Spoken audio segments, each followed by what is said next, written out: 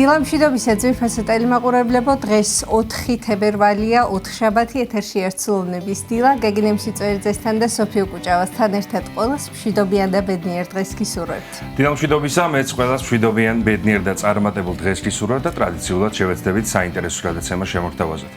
ვიდრე რაღაც რომ დეთ გადაცემის ანონსს ვნახოთ პირველ რიგში საეკლესიო კალენდარი და გავიგოთ ვის იხსენიებს დღეს 4 თებერვალს საქართველოს მართლმადიდებელი სამოციქულო ეკლესია.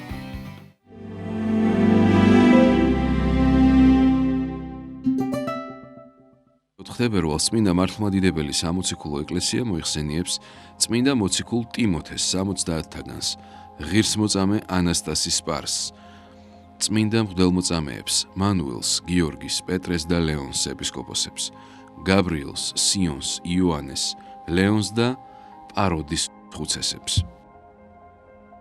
დღევანდელი დღის მფარველი წმინდანების ლოცვით და მეოხებით უფალმა დაიცვას და დაიფაროს სრულიად საქართველო. ამინ.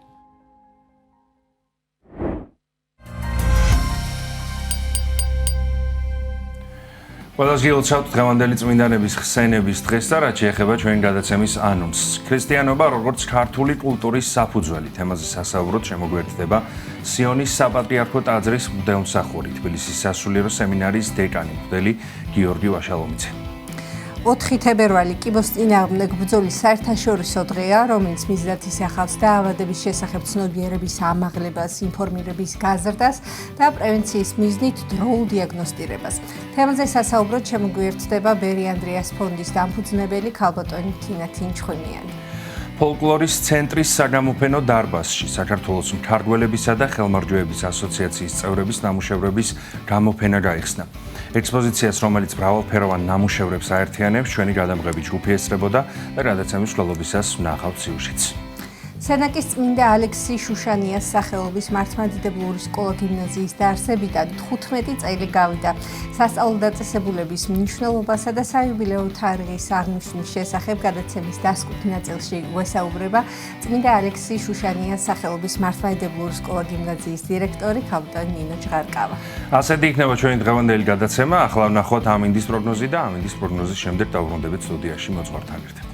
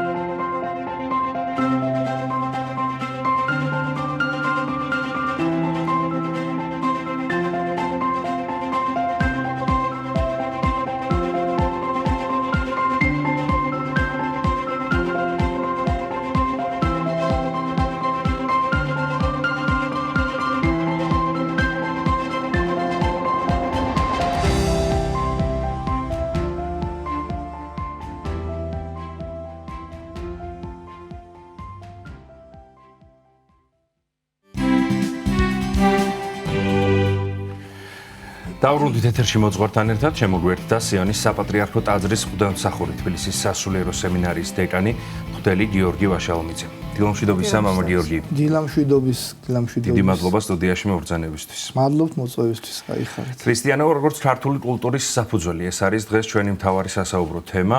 ზოგადად ჩვენს გადაცემებში თქვენთანაც, ბუნებრივია, სხვა მოძღვრებთანაც ხშირად ვსაუბრობთ ქრისტიანობის ჭეშმარიტი სარწმუნოების შესახებ. ჩვენს გადაცემებში დღეს გვინდა როგორც ქართული კულტურის საფუძველი. ამ თემაზე ვისაუბროთ და მივაწოდოთ ინფორმაცია ჩვენს მაყურებელს. პირველ რიგში განმარტოთ რა არის ზოგადად კულტურა და როგორ წარმოიშვა შემდეგ ბუნებრივია ამ თემაზეც ვისაუბრებთ როგორც ქართული კულტურის საფუძვლად ჩვენი სარწმუნოება. დიახ, ძალიან მნიშვნელოვანი საკითხი გახლავთ ზოგადად აღნიშნული საკითხი, ვინაიდან კულტურა არის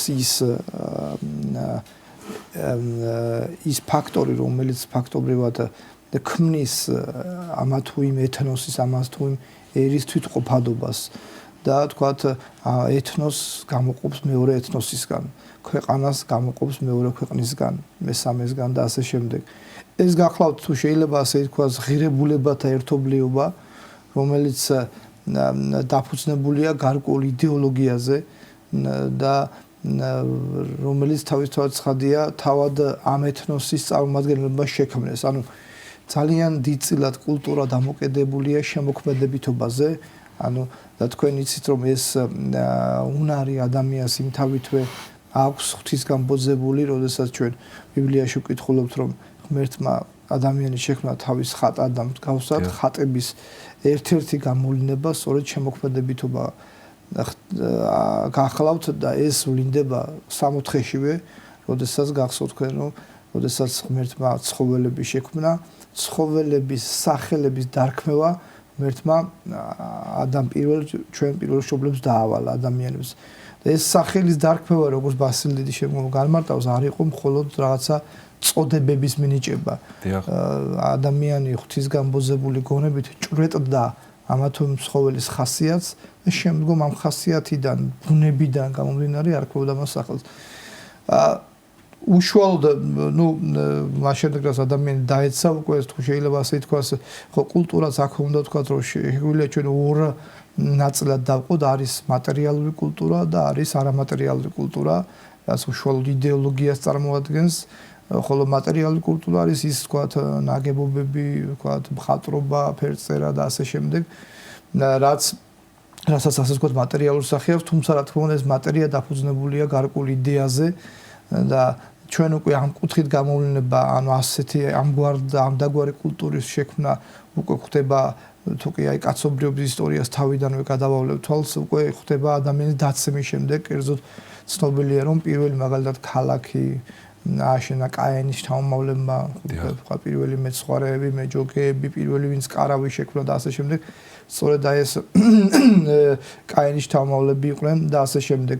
შემდგომ ასე ვთქვათ, თუ შეიძლება ასე ვთქვათ, ერთ-ერთი პირველი ხა ესეც არის კულტურა, რომელიც ფსევდოა და ემსახურება ესე იგი რაღაც ფსევდო იდეოლოგიებზე აგებული და არის კულტურა თუნდაც მატერიალურ სახით, რომელიც ჭეშმარიტ იდეოლოგიას ეყრდნობა. მაგალითად, ნოეს კიდობანი, რომელიც მან შექმნა მოგეხსენებათ მატერიალური სახეა, ნოეს კიდობანი, რა თქმა უნდა, ჭეშმარიტ ღირებულებაზე იყო დაფუძნებული იმ კუთხით, რომ ის ღვთის ნებით შექმნა ნოემ და ვიცი ჩვენ ამით კაცობრიობა გადარჩა. სხვათა შორის ესეც უნდა თქვა ჩვენ, რომ კიდობანი არის საფუძველი სატაძრო არქიტექტურისა. შემდგომ აი ბაზილიკები პირველი ბაზილიკები როცა შეიქმნა, ბაზილიკების ფორმა აღებულია სწორედ კიდობნის ფორმიდან. არამატერიალურიდან გამომდინარეობს მატერიალური კულტურა. შეგვიძლია რომ ასე ვთქვათ. იდეოლოგიას არამატერიალური იდეოლოგიაზეა დაფუძნებული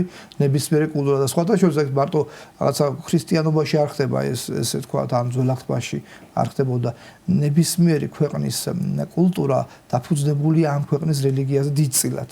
თუნდაც აღმოსავლური ქვეყნებისა ვთქვათ, არა ზოგადად ისლამის კულტურაზე, ინდუიზმის და ბუდიზმის შესაბამის ქვეყნებში შესაბამისი რელიგიები განსაზღვრავენ ამა თუ იმ ქვეყნის კულტურას. ისევე როგორც მაგალითად ევროპული ქვეყნები დაფუძნებულია მთლიანად ქრისტიანობაზე, ქრისტიანულ ღირებულებებზე, მათი მატერიალური კულტურა. მამა გიორგი, ზოგადად ქრისტიანობამ ძალიან შეცვალა მსოფლმხედველობა ქართველი ადამიანის და გარკვეული ზეგავლენა იქონია კულტურაზე, მწერლობაზე, ისტორიაზე და ასე შემდეგ, ხომ?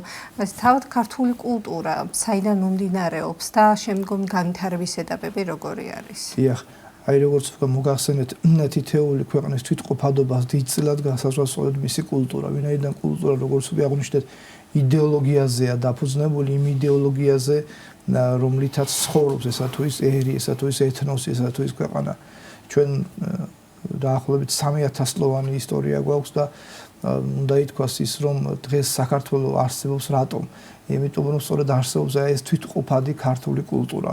თორე შეიძლებოდა ამასინათ სტამბოლში გახლდით ისტორიულ კონსტანტინოპოლში და როდესაც აია სოფიაში შევედით, სადაც დღეს მეჩეთია სამწუხაროდ და რაღაცა მეორე მხრივ მუზეუმის სტატუსიც აქვს ამ ტაძარს, ამ უდიდეს ტაძარს, სადაც უდიდესი მამები სწირავდნენ, წირვას აყენებდნენ და უაღრესად დიდი ისტორია აქვს მოგეხსენება თქვენ. მაგრამ დღეს რატომ არ არსებობს ბიზანტიას? იმიტომ რომ სწორედ აღარ არსებობს ბიზანტიელები, ანუ ის ხალხი, რომელიც თვითყოფადი კულტურა ჰქონდა, თვითყოფადი შეგნება ჰქონდა და იდეოლოგია ჰქონდათ. საქართველოს არსებობს, იმიტომ რომ დღესაც ჩვენ ეს ამ კულტურის ფესვებზე ვართ ამოზრდილები და ღვთის მადლით ავად თუ კარგად ვაგრძელებთ ამ სვლას და საქართველოში მადლობა ღმერთს, რომ ქართველები ცხოვრობენ, უმეტესობა თავისთავად ცხადია და აქ ქართველებში იგულისხმება იმ ეთნოსი, იმ კულტურით მაცხოვრებელი ხალხი, რომელიც ქმნის კიდევ ერთხელ აღნიშნავ ამა თუ იმ ქვეყნის იდეოლოგიას და ზოგადად ამა თუ იმ ქვეყანას. რა თქმა უნდა ჩვენ ის მნიშვნელოვანია რომ ქრისტიანობამდე ჰქონდა კულტურა, არსებობს წარმართული კულტურა, ასე არის სახელდებულია რა, რომელიც ამას ადასტურებს არაერთი არქეოლოგიური გათხრების შედეგად მოპოვებული მატერიალური ძეგლები, ასევე ისტორიული წყაროები, ვთქვათ, როგორც ჰქონდა როგორც მატერიალური, ისე არამატერიალური, რომელიც ასევე წარმართულ რელიგიაზე იყო დამყარებული და დაფუძნებული ძირითადად. და მეორე მხრივ რა თქმა უნდა თქვენ მზადეთ რომ ქრისტიანობამ ჩვენ ძალიან ბევრი რამ მოგვცა. პირველ რიგში რა თქმა უნდა ქრისტიანობა არ არის ქრისტიანობას არ აქვს ეროვნების გაგება, ეს უნდა ვთქვათ ჩვენ აუცილებლად. იმიტომ რომ ქრისტიანობისთვის არ აქვს მნიშვნელობა რა ეროვნებისაა თუ ის ადამიანი, ქრისტიანობისთვის საჭიროა ერთადერთი რომ ადამიანს სურდეს ქრისტეს მიერი ცხოვრება. ეს ერთი და რა თქმა უნდა ყველა ქვეყანაში სადაც ქრისტიანობა შევიდა, უპირველეს ყოვლისა ქრისტიანობამ ამ ქვეყანას მოუტანა მაცხოვნებელი რწმენა, გადამრჩენელი რწმენა, მათ შორის ჩვენ ქვეყანასაც. და ეს არის უმთავრესი და არსებით თავისთავად. მაგრამ მეორე მხრივ ჩვენ ქვეყანას ქრისტიანობა მოუტანა სწორედ ყველა იზღირებულება, თლიანად კულტურა, რითიც ჩვენ ესე ვამაყობდა, რაშიც ჩვენ ცხოვრობთ. თქო უნდა ყველაფერი დაიწყო იქედან, როდესაც უფალმა ინება და საქართველოში ქრისტეს კვართი შემობრძანდა, რომელიც დაიმარხა სვეტიცხოველში და შეიძლება ითქვას სვეტიცხოველი არის დასაბამი. არა მარტო კიდევ ერთხელ საეკლესიო ცხოვრებისა ჩვენს ერში, არამედ კულტურისა, თვითყოფადობისა. შემდგომ ამასაც ანდრია პირველწოდებული, ვიცით თქვენ რომ ღვთისმშობლის წვრთნილნი ვარ ჩვენ და ღვთისმშობელი ვერ ჩამოდის საქართველოში მისი მიზნებისა გამო და აგზავნის ანდრია პირველწოდებულს ღვთისმშობლის ხატით ხელში. ანუ ეს ამ ხატმა შექმნა სწორედ ის მატერიალურის და არამატერიალურის კულტურას, რომელიც შემდგომ უკვე განვითარდა. ჩვენ ვახსენეთ პირველ საუკუნეში კი იყო ჩვენთან ქრისტიანობა ნაკადაგები, მაგრამ მეოთხე საუკუნეში უკვე წმინდანი ნომი ქადაგა და განამტკიცა და უკვე სახელმწიფო რანგში იქნა აყვანილი ეს რელიგია. ეს მთელი ქრისტიანობა არ არის რელიგია, რომელიც ნაძალად, ანუ უბრალოდ ძალმომრეობით ცდილობს ადამიანების გადაყვანას საკუთარ თქვათ რწმენაზე, განსხვავებით თუნდაც აღმოსავლური რელიგიებისგან. ხო, მაგრამ ამიტომ თქვენ წარმოიდგინეთ, რომ პირველ საუკუნეში მოციქულებმა იქადაგეს და მეოთხე საუკუნემდე დაჭირდა წმინდანინოს ქადაგებას დაჭირდა, რომ ერი სრულად მოქცეულიყო, თქვათ, ქრისტეს რჯულზე.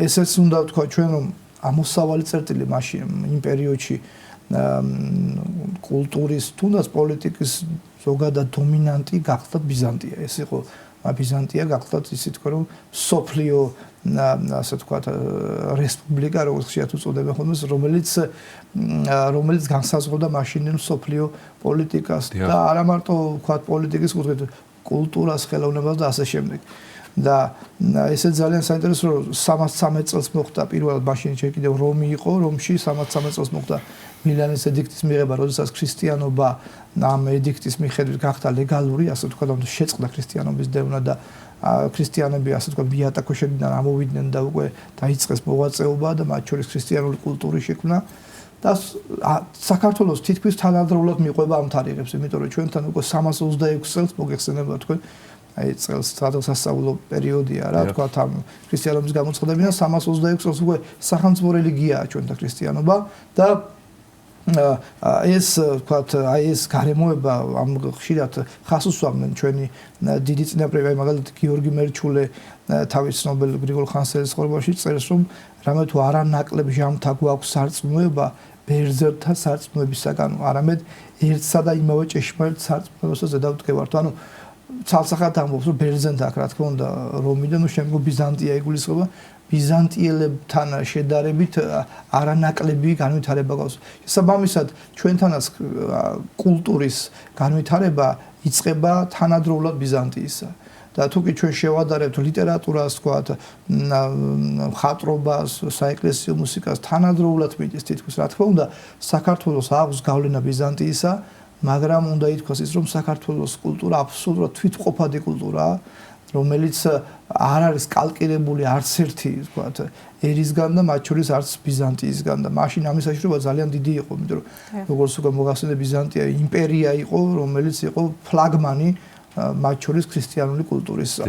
მამა გიორგი, აი ქართული კულტურის განვითარებაზე ვსაუბრობთ და როგორც თავადაც ახსენეთ, აღნიშნავთ წელს 1700 წელს 1700 წლის თავს ქართლის მოქცევიდან სახელმწიფო რელიგიად გამოცხადებიდან ქრისტიანობის.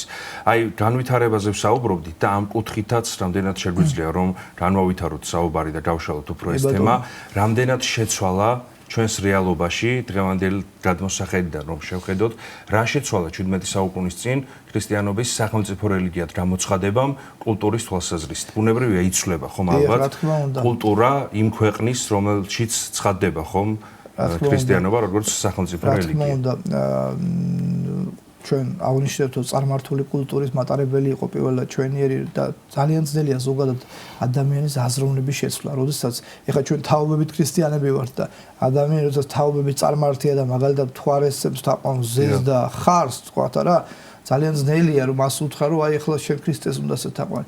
ეს მარტო საქართველოში არ ხდებოდა ზოგადად აი ქრისტიანობა როცა შევიდა პირველად რომის იმპერიის მაშინ რომის იმპერია ძალიან დიდი გახდა ძალიან ბევრი ქვეყანა ყოდა და მათ შორის ისრაელიც სადაც ნაცვლარი მოსაგრეობდა მაგრამ არასოდეს არ შეერს ქრისტიანობა როგორც უკვე აღნიშნეთ უხეშად მის ითვალისწინებს ადგილობრივი ადამიანის აზროვნებას და ცდილობს რომ გარდაქმნას ის შედარებით უმტკივნეულოდ აი საქართველოს მაგალითად რომ ეს მაგალითად ხშირად მithქვას მათ შორის თქვენს ეთერშიც რომ აი საქართველოს მაგალითად საქართველოში ხარი იყო თაყვანისცემის კულტი. ნუ გამომდინარე ჩვენი მიწათმოქმედება ესე ძალიან საინტერესო რომ ზოგადად კულტურას განსაზღვრავს ის რაც ამერისთვის ახლობელია. ჩვენთვის ხარი ახლობელია ჩვენი მიწათმოქმედებიდან გამომდინარე. და რა თქმა უნდა ქართველი ადამიანი ერთ-ერთი ღვთაება ხარი რომელსაც ეთაყვანებოდა. მაგრამ აი ქრისტიანობა როგორ უდგება ამ საკითხს რომ აი ბოლნისის სიონში მაგალითად ჩვენ სანათლავზე მე-5 საუკუნის ტაძარია მოგეხსენებათ კაპიტელზე გვაქვს ხარის თავის გამოსახულება რელიეფური სახის ოღონდ რქებში ჯვრით ანუ პირველი როგორი ლაპარაკება ქრისტიანობა თქვა აი იმ წარმართს ხო აი შენი ხარი აქ არის მე არცად არ მიმყავს თქვა ოღონდ მოდი ახლა შენ ამ ხარში ის კი აღარ იგულისხმო რასაც შენ გულისხმობდი არამედ განჭრიტე ქრისტე. ეს მიდგომები ყველა რომში იყო თავის ხადია მაგალითად რომის კატაკომბებში ხშირად გამოისახებოდა რომაული მითოლოგიის წარმართული მითოლოგიის სცენები, ოღონდ რა თქმა უნდა იქ უკვე ქრისტე იყო ნაგულისხმები, შემდგომ უკვე კი ჩამოყალიბდა უკვე ხატწერა მაგრამ სანამ ჩამოყალიბდებოდა ასეთი ენით ელაპარაკებოდა და ამან ძალიან დიდი შედეგი გამოიღო თავის ხადია, ხო? აი მაგალითად რომ ორფეოსის მითი იყო ასეთი, რომლის მიხედვითაც ორფეოსი იყო ჭაბუკი, რომელიც სალამურზე უკრავდა და ცხვრებს ასე თქვა აჯადოებდა. ამ ორფეოში იგულისხმება ქრისტე, სალამურში მოზრება და ცხრებში პირველი მრევლი. აი ესე ელაპარაკება. ეხლა ისევ ქართულზე რო გადმოვიდეთ. რა თქმა უნდა ეს გზა ზუსტად ერთ-ერთი თუ შეიძლება ასე ითქვას, რაც გაიარა რომმა და ნუ შემდგომ გამოყოფის შემდგომ ბიზანტიამ ზუსტად იგივე გზას გადის ქართული კულტურის არგებს ასე რომ ვთქვა და წმინდანინოს თუ შეიძლება ჩვენ ახლა რა თქმა უნდა ჩვენ ვთქვით რომ პირველ საუკუნეში იქ ადაგეს მოციქულებმა და ამას არ დაუტოვე ამან ძალიან დიდი კვალი დატოვა მეოთხე საუკუნეში წმინდანინო აქ არ ჩამოდის გაუკაფავ ასე ვთქვა და ამ კუთხით გაუკაფავ ალაგს ის მას უკვე აქ საფუძველი ხვდება არსებობს პირველი ქრისტიანული თემები უკვე ვთქვა თუმცა რა თქმა უნდა არის ეს ჩამოყალიბებული და ერთიანი და აი წმინდანინოს მოზრების და ქადაგების შედეგად უკვე და წმინდანინოს რითი შემოდის ვაზიჯვრით ესე ძალიან საინტერესოა მან რატომ ვაზიჯვრით უამრავი ხე არსებობს ლითონი არსებობს ხო არც მაცხოვრი გაკრულდა მან მაინც ვაზიჯვარზე თქვა არა ხეზე კი გაიგება რატომ მან იცის რომ ის მოდის იმ ხალხთან რომელთვისაც ღვინო და ვაზი ძალიან ახლობელია და დღეს უკვე დამტკიცებულია რომ ვაზის და ღვინის სამშობლო საქართველოა თქვა და აი მან იცის ეს და რა თქმა უნდა ქართველები მას ეს ერთ-ერთი ფაქტორია რომ იღებენ ამის შემდგომ უკვე ეს თუ შეიძლება ასე ითქვას რომ კულტურა თავის თავში მოიცავს რამდენიმე ასპექტს მაგალითად ხელოვნება კიდე შეიძლება დავყოთ მხატვრობად ლიტერატურა და ასე შემდეგ ლიტერატურა მუსიკა ყოველივე თუ შეიძლება ასე ითქვას დაწყებული უკვე მეოთხე საუკუნიდან მთლიანად იქმნება საეკლესიო სივრცეში ანუ კულტურა საერო გაგებით არ არსებობს ეგეთი ტერმინი დაახლოებით მე-19 და მე-20 საუკუნემდე. ისე როგორც განათლება, თქვენ იცით რომ განათლება მთლიანი მონასტრების ხელში იყო და კულტურაც აქ ვითარდებოდა, აქ ძალიან უნდა აღნიშნო დაუსწრებთ საქართველოში თუ საქართველოს ფარგლებს გარეთ არსებული მონასტრების ღვაწლი, რომლის სიახშიც იქმნებოდა ყველა იზღირებულება თუ შეიძლება ასე ითქვას, რაზეც შემდგომ დამყარდა და დაფუძნდა ჩვენი კულტურა და თვითმყოფადობა.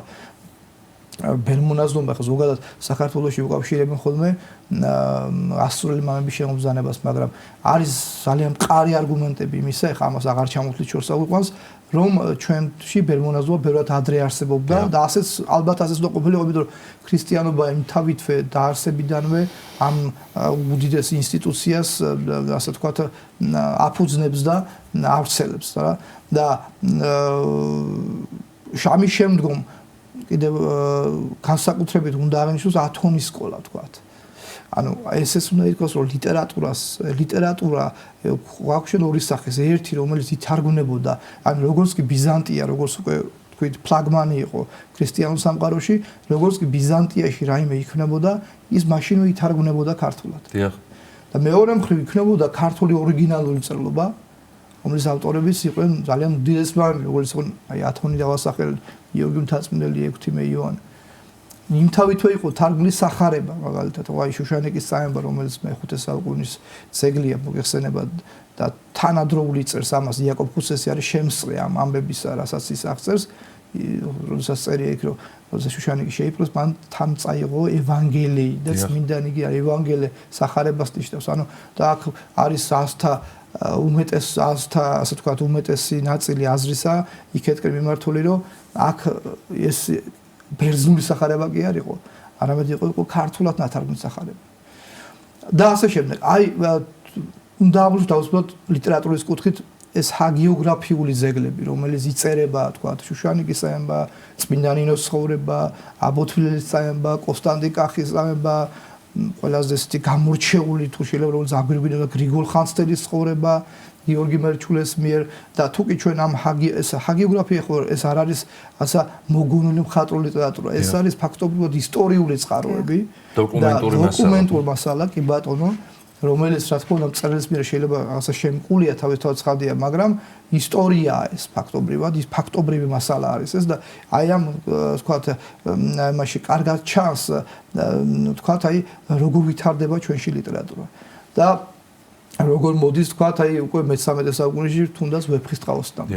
და ვეფხისტყაოსანი უკვე მოგეხსენება თქვენ ეს უაღრესად დიდი წიგნი, რომელიც ერთი მხრივ ცვლის თხრობის ფორმას გადაყავს ლექსში და ძალიან აი აქ არის სწორედ ძალიან ლამაზი ვთქვათ ვეფხისტყაოსანი ზოგადად იმხელა თემაა რომ მეცნიერებაც კი არსებობს რუსთველოლოგია მოგეხსენება თქვენ რომელიც სწავლობს მარტო ვეფხისტყაოსანს და მაგრამ ვეფხისტყაოსანის ფაქტობრივად ღვთისმეტყველებაა რომელიც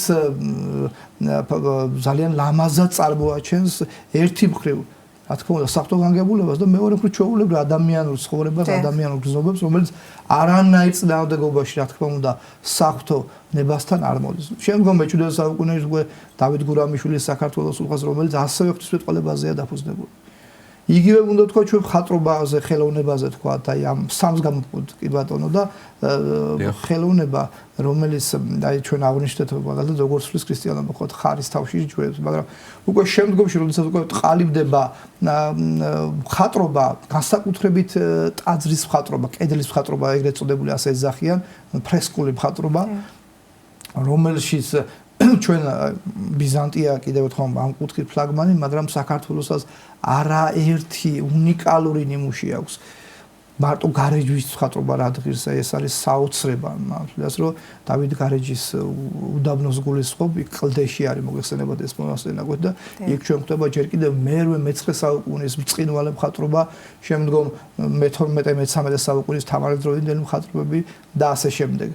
და ნუ თქვა საეკლესიო მუსიკა, ზოგადად მუსიკა, რომელიც ქართული თვითყოფა თქვა ის რომ ბერძნული გალობა არის ერთხმიანი, ქართული გალობა არის სამხმიანი. და ეს არის ესე ძალიან საინტერესო რატო არის სამხმიანი ქართული გალობა, იმიტომ რომ ზოგადად თუნდაც წარმართულ ხანაში ქართული მუსიკა მრავალხმო პოლიფონიური იყო, ანუ მრავალხმოვანი იყო. ეს არ ყოფილა, არასდროს არ ყოფილა საქართველოში ყოველ შემთხვევაში რაც შემორჩენილია, ჩვენ არც ერთ სიმღერა არ გვაქვს ერთხმიანი. რა თქმა უნდა, ამით ერთხმიან სიმღერას კი არ ვაკლინებთ ჩვენ. უბრალოდ ეს მათი კულტურა, ეს ჩვენი კულტურაა და ერთხელ მე მახსოვს მის მოგწმიდესმა ბრძანა რომ სამი ხმოვანება ნიშნავს ყოვლადწმიდა სამების სამ პირს, მაგრამ ეს სამი ხო ცალ-ცალკე არ არის, რეალურად ერთი არსი, ერთი პოლიფონია, როგორც ყოვლადწმიდა საება სამპიროვანია, მაგრამ ერთ არსი თქვა და ეს ძალიან საგულისხმო შედარება გახდა. არქიტექტურა თქვა, რომელიც მოდის, აი ჩვენ თქვით რომ პირველი და თქვა ფორმა არქიტექტურისა ბაზილიკა იღებს სათავეს კიდობნის ფორმიდან. შემდგომ უკვე განვითარდა გუმბათოვანი არქიტექტურა. ყოველ დეტალს, რა თქმა უნდა, ყურეთ, ნებისმიერი ნაგებობა იგება მისი ფუნქციის შესაბამისად. მაგალითად, ადამიანმა თუ გადაწყვიტა რომ ააგოს სასწავლებელი, რა თქმა უნდა, ის ითვალისწინებს იმ ფუნქციას, რაც სამშენებლობას უნდა ჰქონდეს.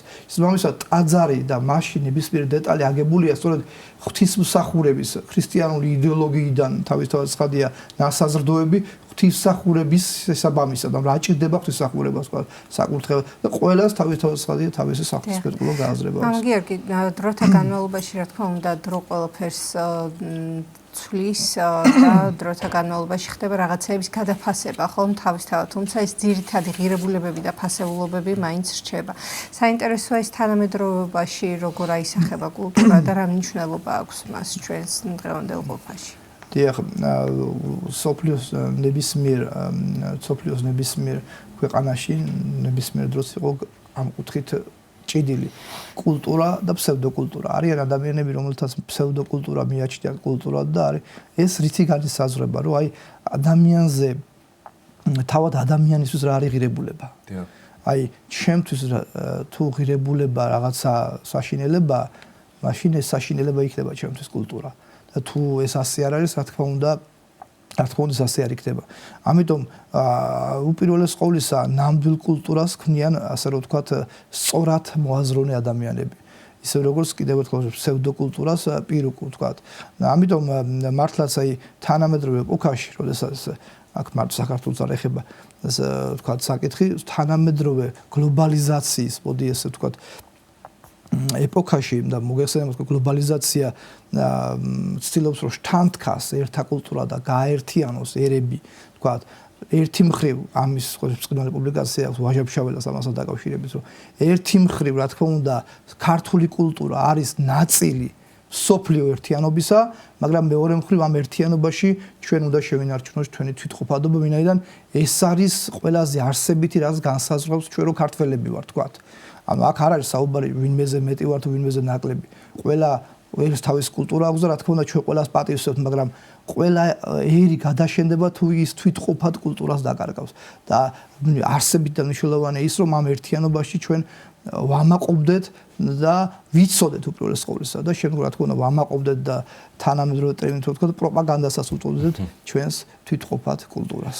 ძალიან დიდი მადლობა მობრძანებისა და საინტერესო საუბრისთვის მამა გიორგი დაგემშვიდობებით. სიონის საპატრიარქო ტაძრის მღვდელმსახური თბილისის სასულიერო სემინარიის დეკანი მღვდელი გიორგი ვაშალომიძე იყო ჩვენი სტუდიის სტუმარი. 9 საათი შესრულდა, ერთად აღვევინოთ უფლისადებელი ლოცვა და დაგებრუნდებით გადაცემის ხასტუმრებთან ერთად. იდება მაღალთაში ნომერცა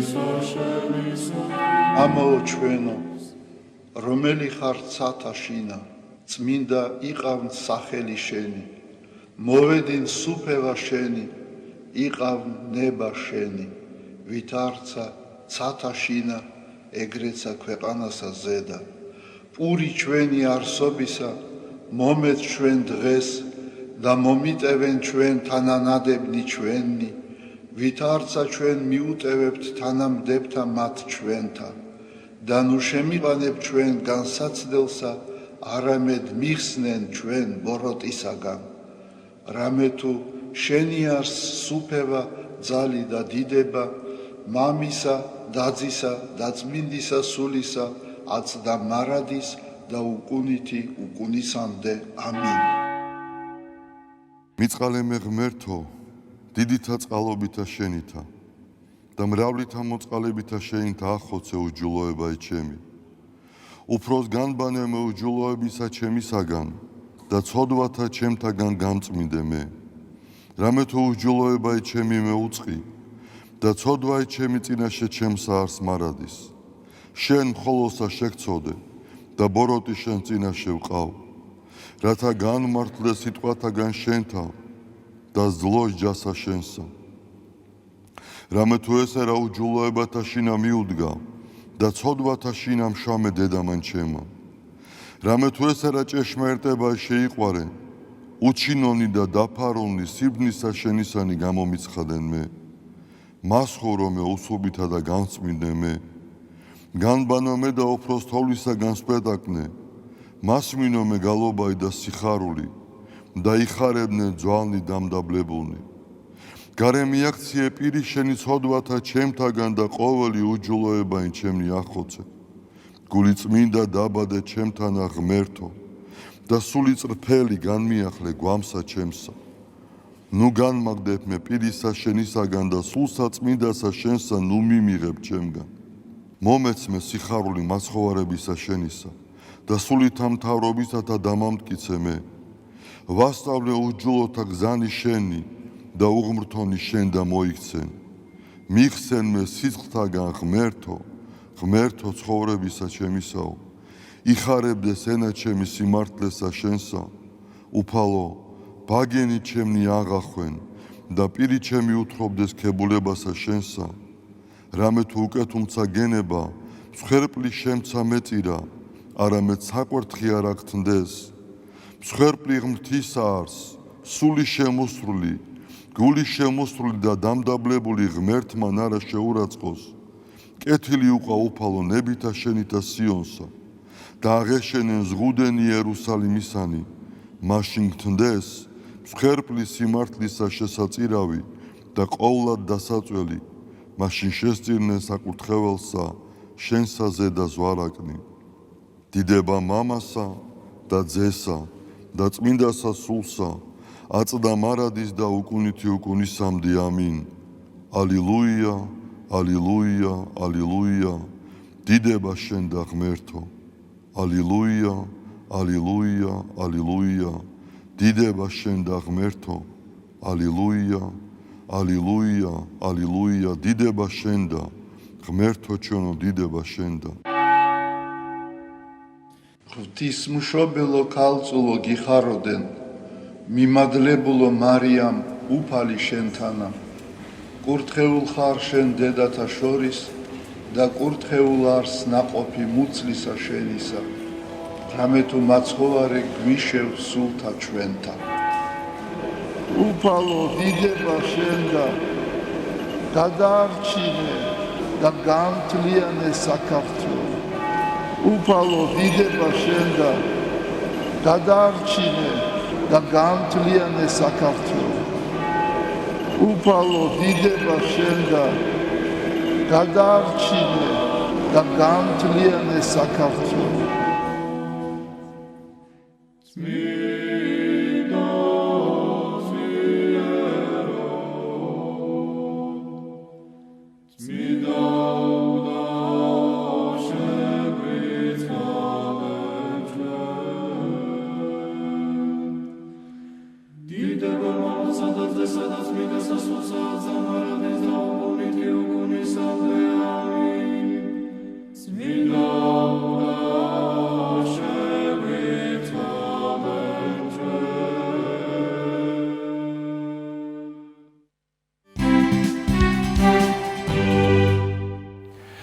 დავბრუნდით ეთერში, მოვისმინეთ 7 გზის ლოცვა, რომელსაც კითხულობდა და ვისმენთ ყოველდღიურად მთელი დღის განმავლობაში საქართველოს მართლმადიდებელი ეკლესიის არქიდიაკონ დემეტრეს დავითაშვილის შესანიშნავ გამორჩეულ ხმას და უნდა უთხრათ მაყურებელს, რომ მამა დემეტრეს დღეს იუბილე აქვს 60 წელი შეუსრულდა, ასევე ისიც უნდა მოვახსენოთ და შევახსენოთ ჩვენს მაყურებელს, რომ უწმინდესის გვერდით 30 წელზე მეტია რაც მსახურობს მამა დემეტრე. დიდი სიყვარულით გილოცავთ მამა დემეტრე, ვსარგებლობთ პირდაპირ ეთერით ჩვენი ტელევიზიის სახელით, პირადად ჩვენი თანამშრომლების სახელით დიდი სიყვარულით გილოცავთ 60 წლის იუბილეს, ითხოვთ სიცოცხლეს, ღერძელობას, ჯანმრთელობას, წინსვლას და წარმატებებს გისურვებთ. მეც ვერთდები, რა თქმა უნდა, მკეთილ სურვილებს და დიდი სიყვარულით და პატივისცემით ვლოცავ მამა დემეტრეს საიუბილეო თარიღს. რაც შეეხება ჩვენს გადაცემას, გრძელდება თავისთავად სტუმართან ერთად, როგორც დაგკვირდით, გეტყვით, რომ დღეს 4 თებერვალია და კიბოს წინააღმდეგ ბრძოლის საერთაშორისო დღე აღინიშნება, რომელიც მიზნად ისახავს დაავადების შესახებ ცნობიერების ამაღლებას, ინფორმირების გაზრდას და პრევენციის მიზნით დროულ დიაგნოსტირებას.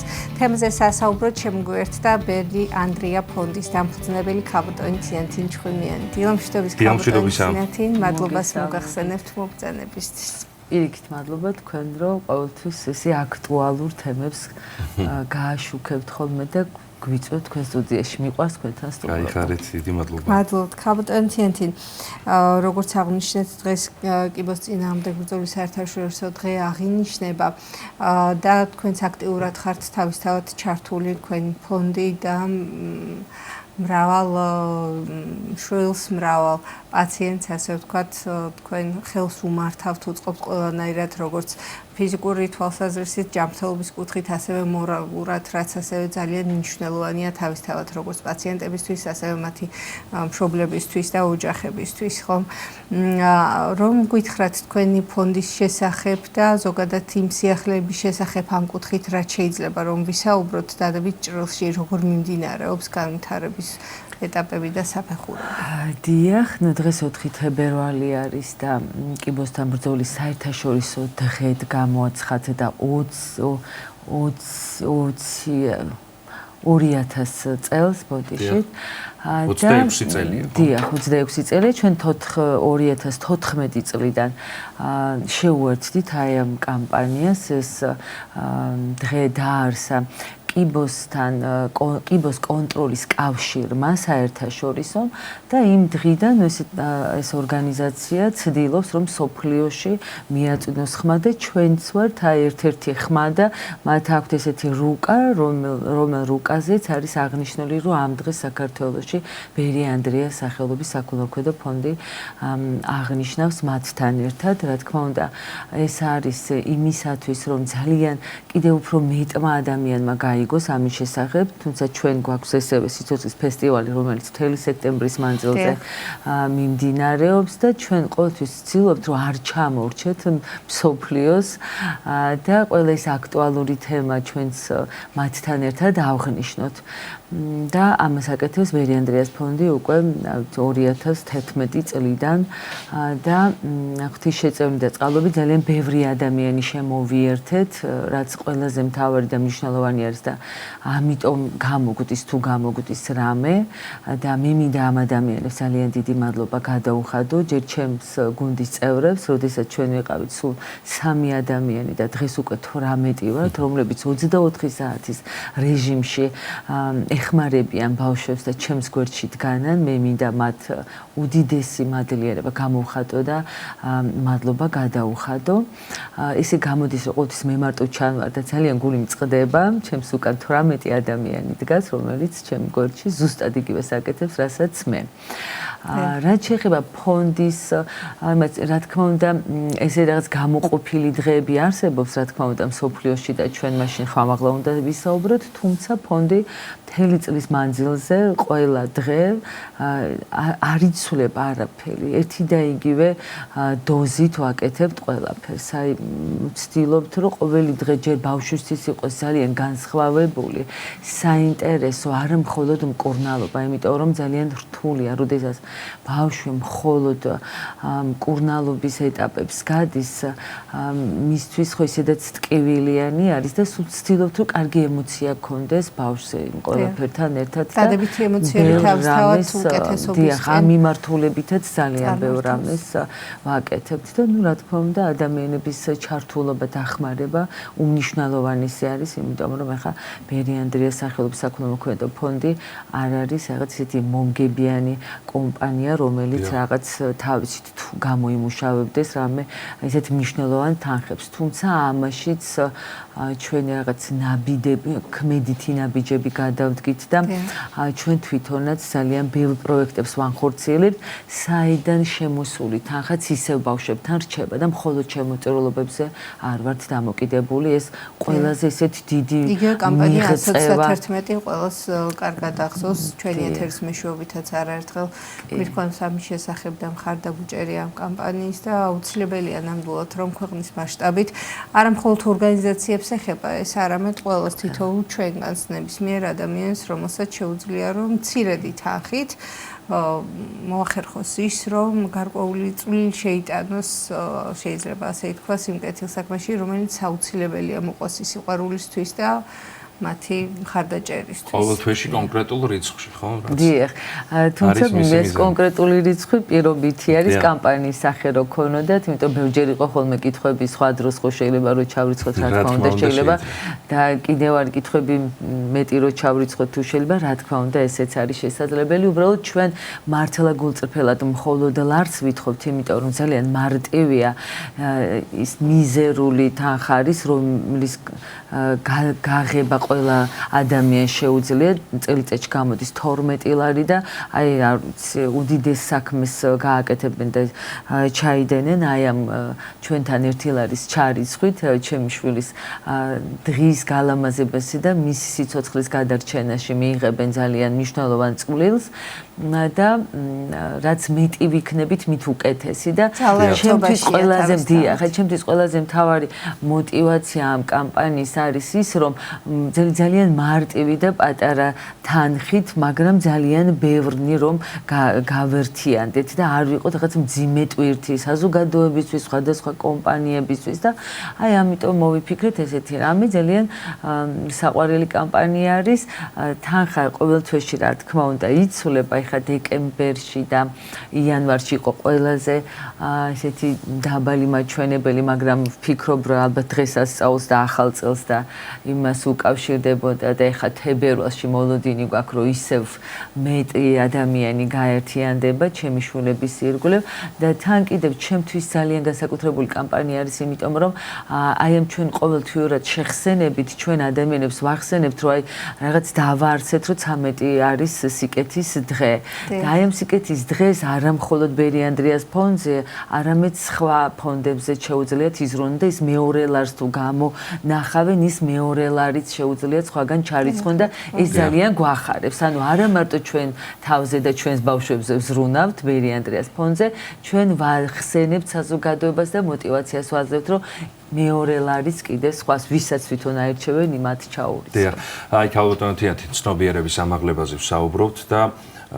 უმნიშვნელოვანესია დროული დიაგნოსტირება. აი ამ კუთხით რამდენად არის ამაღლებული საზოგადოების ცნობიერება და რამდენად არიან ჩართული ამ პროცესში ის, ვისაც უკვე აწუხებს დაავადება, რამდენად დროულად იყო ჩარეული იმ პროცესში, რომ შეეტყო თავდაპირველად პირველ სტადიაზე ამ დაავადების შესახებ.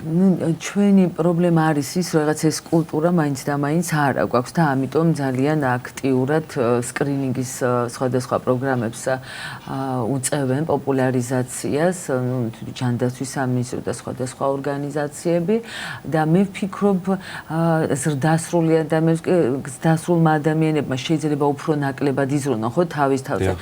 მათ უნდა ასწავლონ თავიანთ შვილებს, აი ჩვენმა თაობამ ხო ჩემზე პატარებმაც წესად ვაქციოთ, რომ ბავშვს აუცილებლად მე მაგალითად მქონდა ესეთი წესი, რომ აუცილებლად წელიწადში ორჯერ ვუტარებდი სრულკვლევას მამა ანდრიას, ჯერ კიდევ როდესაც საერთოდ ჯამრთელი იყო და ესე ვზრდიდი მას.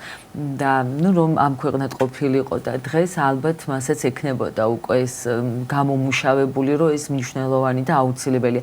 ჯერ იმიტომ არის კარგი, რომ ადრეულ ეტაპზე არა მხოლოდ ონკოლოგია, რა დაავადებაც არ უნდა იყოს, სახელმწიფოსთვისაც უფრო ნაკლები ხარჯი იქნება და თვითონ ადამიანისთვისაც.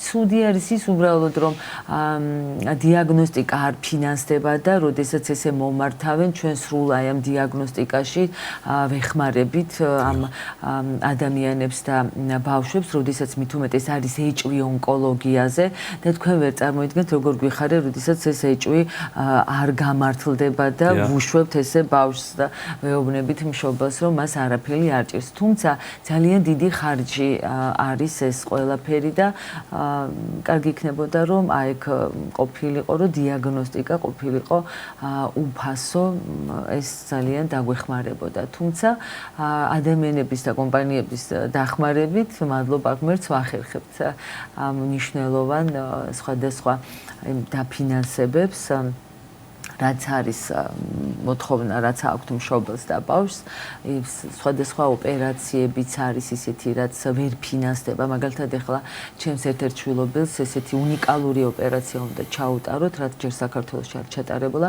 სიძვლის პრობლემა აქვს და ძვალი უნდა დაიპრინტოს ისრაელში და იქიდან უნდა ჩამოვიტანოთ და უნდა გადაუნერგოთ მას, იმიტომ რომ უკვე 4 ოპერაცია ჩატარდა და მუდმივად ვითარდება. ეს არის მისთვის, მისი სიცოცხლის გადარჩენის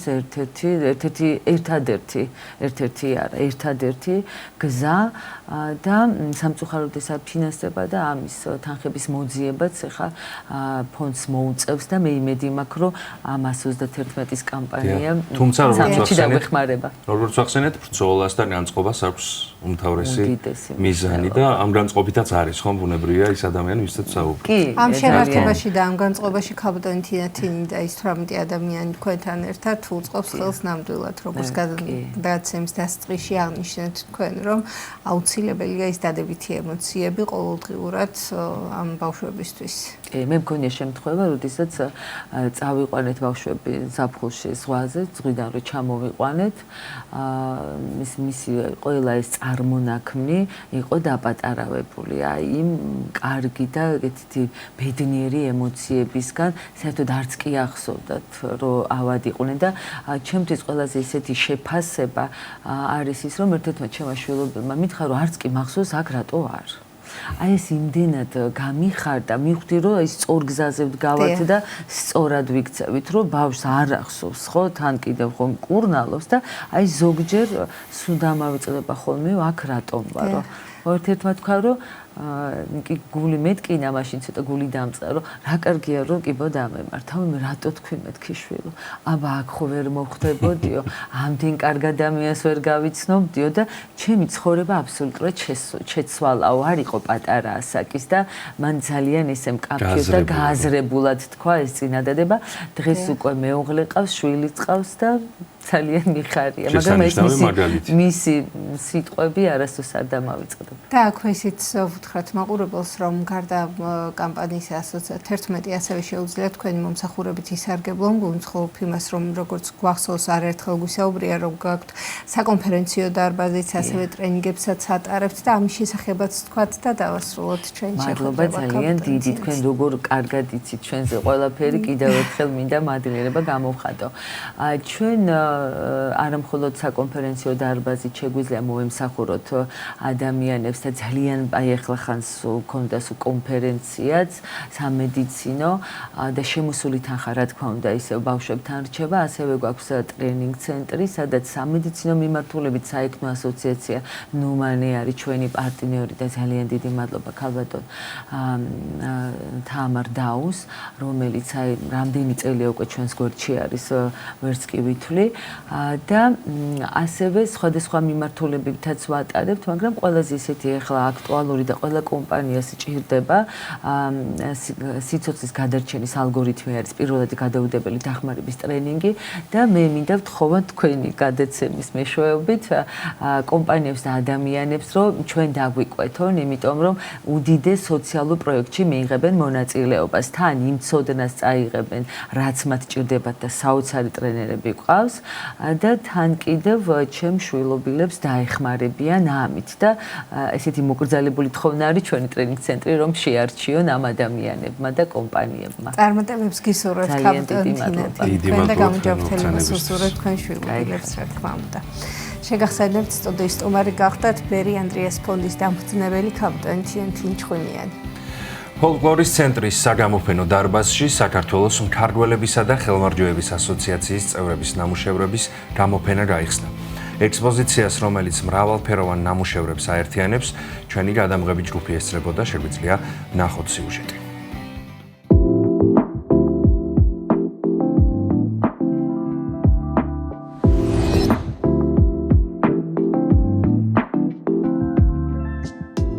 წლების წინ განსხვავებული პროფესიებისა და მისწრაფებების მიღმა საერთო სურვილით, ხელოვნების სიყვარულით გაერთიანდნენ და ერთი დიდი მიზანი დაისახეს. 9 წლის წინ ასე შეიქმნა საქართველოს მქარგველებისა და ხელმარჯვეების ასოციაცია. საქართველოს მქარგველებისა და ხელმარჯვეების ასოციაციამ დაარსებიდან მე-9 წელი ახალი გამოფენით აღნიშნა. ექსპოზიციას საქართველოს ფოლკლორის ცენტრი მასპინძლობს. დამთვალიერებელი საგამოფენო სივრცეში ასოციაციის თანადამფუძნებლებისა და წევრების მრავალფეროვან ნამუშევრებს იხილავს. ექსპოზიციაზე წარმოდგენილია სხვადასხვა მიმდინარეობით შესრულებული ნაქარგები, მათ შორის ჯვრული, ლენტის, წყლის, ალმასებისა და ბისერების. სამთებერვალს შევიკრიბეთ სულ პირველად მქარგველი ქალბატონები, იქ გადაწყდა იმ შეხვედრის დროს ასოციაციის ჩამოყალიბება, გეგმები დავისახეთ, რომ გამოფენები უნდა მოვაწყოთ ყველაფერი და ამის შემდეგ ერთი დღე არ გავშერებულოთ მივეცით საქმეს მსვლელობა და დღეს უკვე 3 თებერვალი იყო მაშინ რომ შევიკრიბეთ და დღეს გვაქვს 9 წლის იუბილე და ამის აღსანიშნავად გვაქვს ეს გამოფენა გაკეთებული. მე-19 გამოფენა გვაქვს ახლა და ჩვენ უკვე იმდენი ნამუშევრები და იმდენი რამე გვაქვს გამოფენილი და ახალს რასაც ვქმნით ის გამოგვაქვს. პარალელურად კიდევ დეკორაციები შევქმნით ჩვენ და ეს ყვავილები რაც არის ჩემი შექმნილია და ამ გამოფენისთვის დეკორაციისთვის არის სპეციალურად გაკეთებული. 9 წელმა მოგვიტანა ის რომ ჩვენ უკვე ჩამოყალიბდით, ესე რომ უკვე გავიცანით ერთმანეთი, ვიცით ვინ ვართ უკვე ერთმანეთთან ახლოს, ვინ დავრჩებით, მაგრამ ახალ წევრებს რა თქმა უნდა ვიღებთ. საქართველოს დღესდღეობით ვიცით რომ არ არის ასოციაცია საქართველოს მქარგველების და ხელმარჯვეების, არის რა თქმა უნდა სხვა მხატვრების და მათ, მაგრამ აი უშუალოდ არ არიან ჩვენნაირი ასოციაცია და ვეძებთ მათ და გვინდა რომ ერთად ვიყოთ. აქ აუცილებლად უნდა ვახსენოთ ამჟამად სული შემდგმელი და ორგანიზატორი, ვინც თავიდან იდეა მოგვაწოდა რომ შექმნილიყო ასოციაცია, ნინო მდინარაძე და ამ წუთას ჩვენთან არ იმყოფება. საქართველოში არ არის, მაგრამ ყოველთვის ჩვენს გვერდით არის.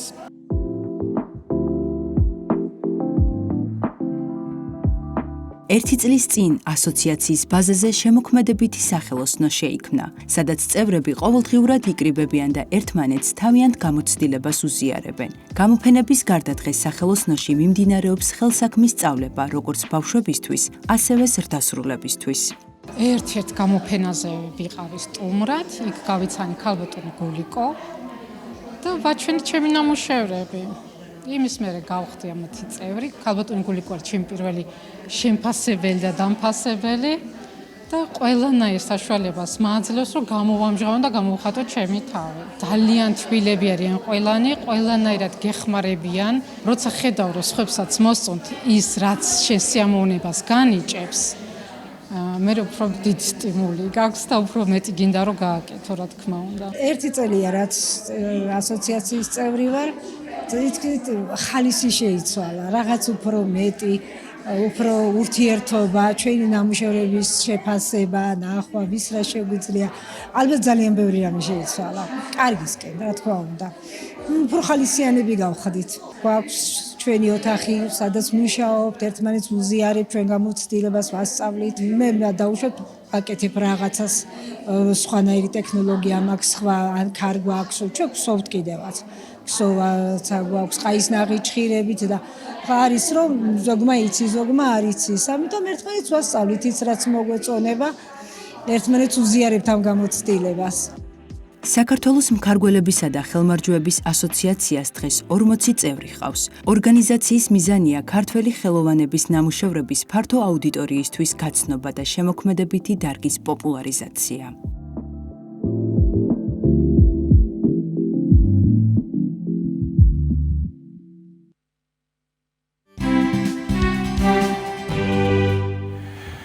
დავრუნდით ეთერში დავაგრძელებთ გადაცემას. სენაკის წმინდა ალექსი შუშანიას სახელობის მართლმადიდებლური სკოლა-გიმნაზიის დაარსებიდან 15 წელი გავიდა.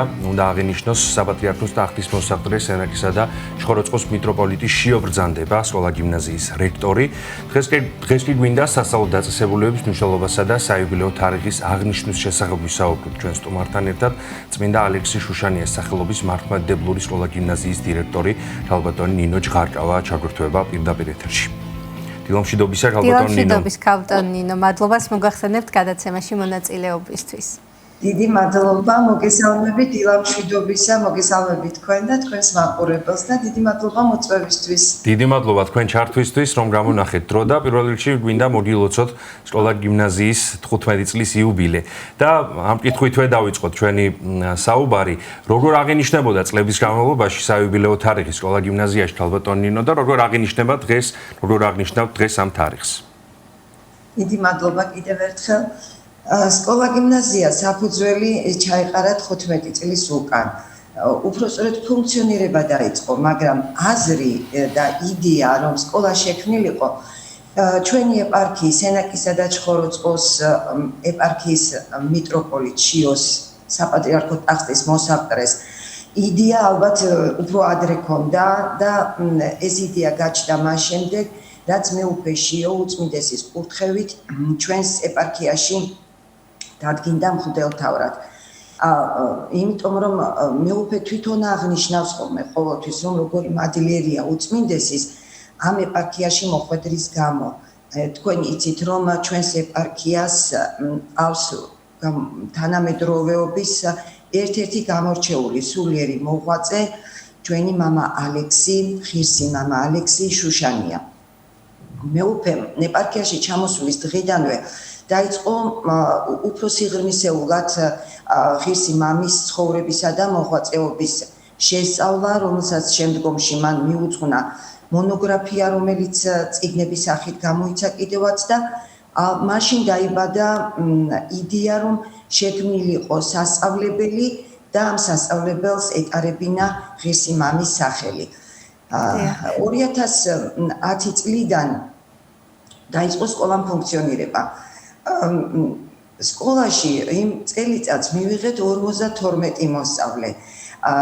ალბათ ბევრი ფიქრობდა, რომ ნულიდან სკოლის შექმნა ძალიან რთული იქნებოდა, მაგრამ მეუფე შიოს ძალისხმევით მან შექმნა არაჩვეულებრივი ახალგაზრდებისაგან შემდგარი გუნდი ჩვენ ყავდა არაჩვეულებრივი რჩეულთა საბჭო ქალბატონი თამარ მეიფარიანის ხელმძღვანელობით და შესაბამისად აი მოვედით დღემდე ნაბიჯ ვაშენეთ სკოლა სიყვარულით და ვიარეთ აი ჩვენი სლოგანი ჩვენი იუბილის სლოგანიც ეს იყო 15 წელი ცოდნისა და რწმენის გზაზე. როგორ აღნიშნეთ 15 წელი ქალბატონო ნინო?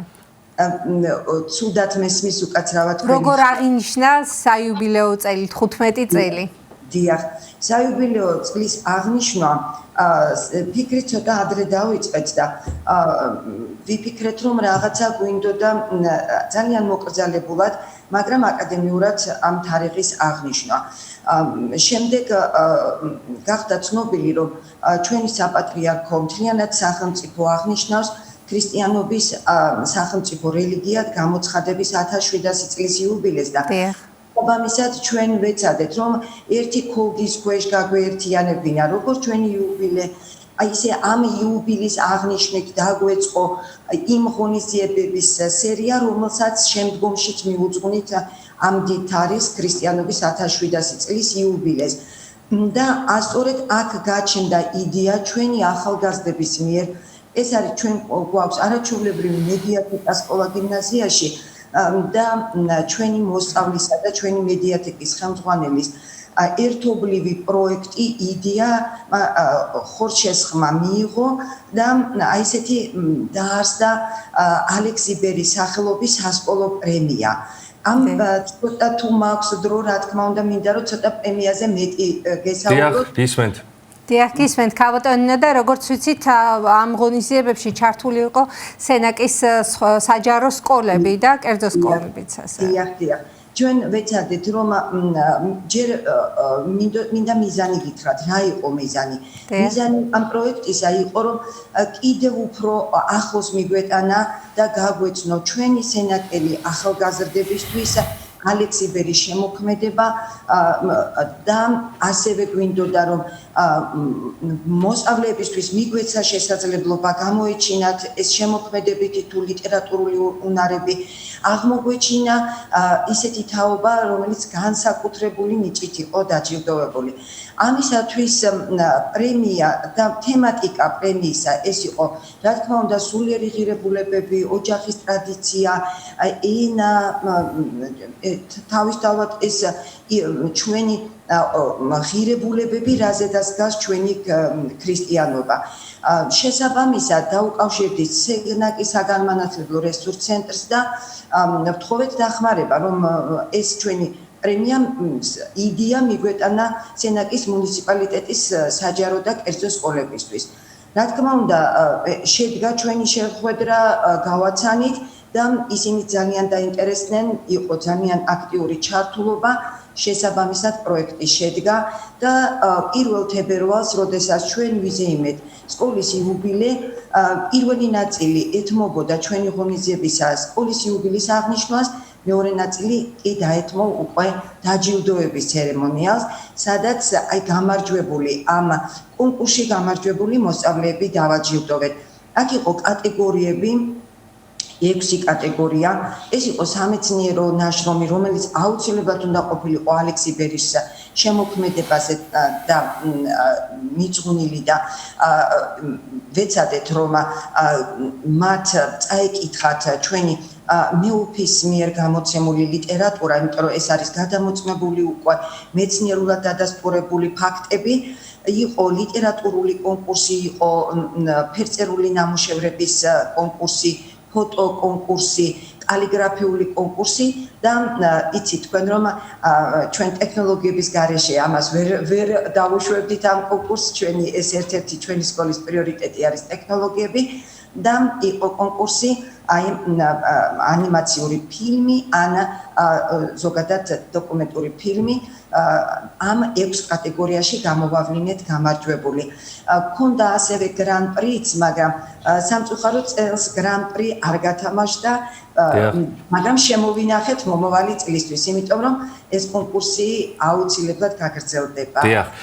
ქალბატონ ნინო, სკოლის პროექტებსა და სამეცნიერო საქმიანობებზე საუბრობთ და მნიშვნელოვან საერთაშორისო წარმატებებზეც მინდა გკითხოთ, სადაც მიაღწიეს არაერთხელ გვისაუბრია ჩვენი ეთერით, უამრავ ჯერ გვისაუბრია ჩვენს გადაცემებში და კიდევ ერთხელ რომ შევახსენოთ ჩვენს მაყურებელს და უთხრათ მნიშვნელოვანი წარმატებების შესახებ, რასაც მიაღწიეს სენაკელმა ახალგაზრდებმა. დიდი მადლობა. ჩვენ განებივრებულები ვართ თქვენთან სტუმრობით და დიდი მადლობა კიდევ ერთხელ მინდა გადაგიხადოთ ამისთვის, რომ ყოველთვის აშუქებთ ხოლმე ჩვენს მცირე თუ დიდ წარმატებას. აქვე მინდა სკოლის წარმატებას, სანამ საუბარს დავიწყებდე, მინდა აუცილებლად მადლობა გადაუხადო იმ ადამიანებს, ვინც სკოლის შექმნაში უდიდესი წვლილი ჩადეს. ეს იყო ბატონ ლევან ვასაძე, რომლის უანგარო შემოწირულობით აშენდა და გალამაზდა ეს სკოლა და ასევე ჩვენი კტიტორი, ადგილობრივი ბიზნესმენი ბატონ დემურ გადელია. ფაქტიურად სკოლა და ტაძარი ერთდროულად შენდებოდა. ჩვენს ეზოს ამშვენებს სკოლის ეზოში დგას ეს ალექსი სენაკელის სახელობის ტაძარი, სადაც დღენიადაკ მიმდინარეობს ღვთისმსახურება, სადაც წირვალოცვებს ესწრებიან როგორც ჩვენი მოსწავლეები, ასევე ჩვენი სკოლა გიმნაზიის მთლიანად კოლექტივი. წარმატებები დაწყება ჩემის აზრით უკავშირდება 2015 წელს. ეს ალბათ დამერწმუნებით, რომ შემთხვევით არაფერი არ ხდება და უფლისწყალობა მე ასე აღვიქვამ, რომ ყოველთვის საჭირო დრო საჭირო ადამიანებს გამოაჩენს ხოლმე ჩვენს ცხოვრებაში. და ასევე ასეთი საჭირო დრო და მომენტი იყო 2015 წელი, როდესაც ჩვენ გავიცანით ბატონი დავით სონყულაშვილი. აქედან დაიწყო ჩვენი თანამშრომლობა, მეგობრობა. ბატონმა დავითმა მაშინ ჩვენ შემოგთავაზა იმ დროისათვის სრულიად უცნობი მიმართულება, ეს იყო STEM მიმართულება, STEM განათლება, რომელიც ჩვენ გავაცანით ჩვენს მეუფეს და იმ ჩვენი დამსახურებების, ჩვენი წარმატებების უდიდესი წვლილი არის მეუფის დამსახურება. იმიტომ რომ მეუფე ყოველთვის მხარდამჭერია ჩვენი ნებისმიერ წამოწყებაში, ნებისმიერ ინიციატივაში. ჩვენ თვითონ არ ვიცოდით, რას ვიწყებდით და მეუფეს რო ვთხოვეთ კურთხევა, მან გვითხრა, "ცადოთ, ნახოთ რა გამოვა. იმედი მაქვს, რომ ყველაფერი კარგად იქნება" და დავიწყეთ და პირველი გამარჯვება ჩვენი ეს იყო 2017 წელი.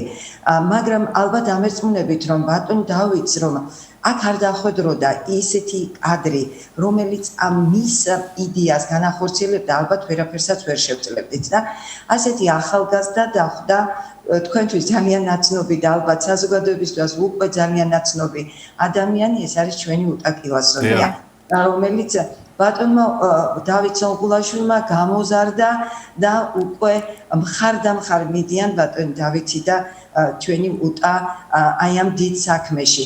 აქედან დაიწყო წარმატებების მიმართულებით, მაგრამ არა იცით თქვენ რომ არაერთი გამარჯვება ადგილობრივ თუ საერთაშორისო კონკურსებში მიიღეს ჩვენმა მოსწავლეებმა, მაგრამ მხოლოდ ამ მიმართულებით არ მუშაობს სკოლა. მე ვფიქრობ, რომ ჩვენი ერთ-ერთი ძლიერი მხარე არის კიდევ არაფორმალური განათლება, რომელიც ძალიან საჭიროა სკოლის განვითარებისთვის, იმიტომ რომ ის ავსებს სასკოლო ცხოვრებას. დამერწმუნებით ალბათ, რომ დიდი რუტინაა სწავლა. მოსწავლეებისთვის თუ სკოლაში არ იქნება ის გარემო, თბილი, რაღაცა საინტერესო ფერადი, მოსაწყენი ხდება მხოლოდ საგაკვეთილო პროცესი და აი ჩვენ ვცდილობთ, რომ ჩვენი მოსწავლეებს გაუფერადოთ ეს თავიანთი სასკოლო ცხოვრება, აი მრავალი აქტივობები. ბევრი კლუბი მუშაობს სკოლაში, ყავს არაჩვეულებრივი გუნდი, რომელიც ლაურეატი არაერთგზის, ეს არის ხალხური სიმღერისა და გალობის გუნდი, არაჩვეულებრივი ჩვენი პატარები. ალბათ ღონისძიებას რამოდენიმე დღის უკან თქვენი ეთერით გაშუქდა ჩვენი საიუბილეო ღონისძიება და ახლა კადრებიც გავიდა სწორედ ამ ღონისძიებებიდან. თქვენ ნახეთ როგორი არაჩვეულებრივი ახალგაზრდები გვყავს, ლამაზები, ნიჭიერები, ყოველ მხრივ ნიჭიერები და ჩვენს აი ამ რთულ პროფესიას მე ასე დავარქმევდი, როგორიც არის პედაგოგის პროფესია, ამსუბუქებს ის იმედი, რომ ეს ახალგაზრდები, ეს არაჩვეულებრივი ახალგაზრდები თავიანთ სიტყვას იტყვიან და ისინი არიან ჩვენი ქვეყნის მომავალი. ყველაზე მეტად თუ ვინმე იცის, მეუფე იცის განათლების ფასი და სწორედ ჩვენი სლოგანიც, სკოლის სლოგანი არის მომავალი განათლებაშია. ჩვენი მოსწავლეები ატარებენ სასკოლო ფორმას და ამ სასკოლო ფორმას ამშვენებს ეს სლოგანი. მომავალი განათლებაშია. ამჟამად სკოლა გიმნაზიაში მე გავახსენე თავიდან რომ 52 მოსწავლით დავიწყეთ. ამჟამად სკოლაში 450 მოსწავლე სწავლობს და ჩვენ სამწუხაროდ შეზღუდულები ვართ მისაღებ კონტინგენტში და ვერასოდეს ვერ ვიღებთ იმდენ მოსწავლეს პირველ კლასში მოთხოვნა საზოგადოების მხრიდან და დიდი მადლობა მშობლებს იმისათვის რომ ისინი გვენდობიან და აი ასე თანამშრომლობით სასკოლო საზოგადოება არის შეკრული. დიდი მადლობა თქვენ ჩართვისთვის, ქალბატონ ნინო. გილოცავთ კიდევ ერთხელ სკოლა გიმნაზიის 15 წლის იუბილეს. წარმატებებს უსურვებს სკოლას, პირადად თქვენ და თქვენს მოსწავლეებს უსურვებს წარმატებებს. დაგემშვიდობებით, დიდი მადლობა კიდევ ერთხელ ჩართვისთვის. წმინდა ალექსი შუშანიას სახელობის მართლმადიდებლური სკოლა გიმნაზიის დირექტორი ქალბატონი ნინო ჭყარკავა გვერდებოდა პირდაპირ ეთერში. ჩვენ გადაცემაც დასრულდა. გეგნემ სიწერძე სოფიო კუჭავა უძღვებოდით დღევანდელ ეთერს. ყველას მშვიდობიან და ბედნიერ დღეს გისურვებთ და მადლობას გიხდით ყურადღებისთვის. ბედნიერ და მშვიდობიან დღეს გისურვებთ ყველას. ხვალამდე გემშვიდობებით. ნახვამდის.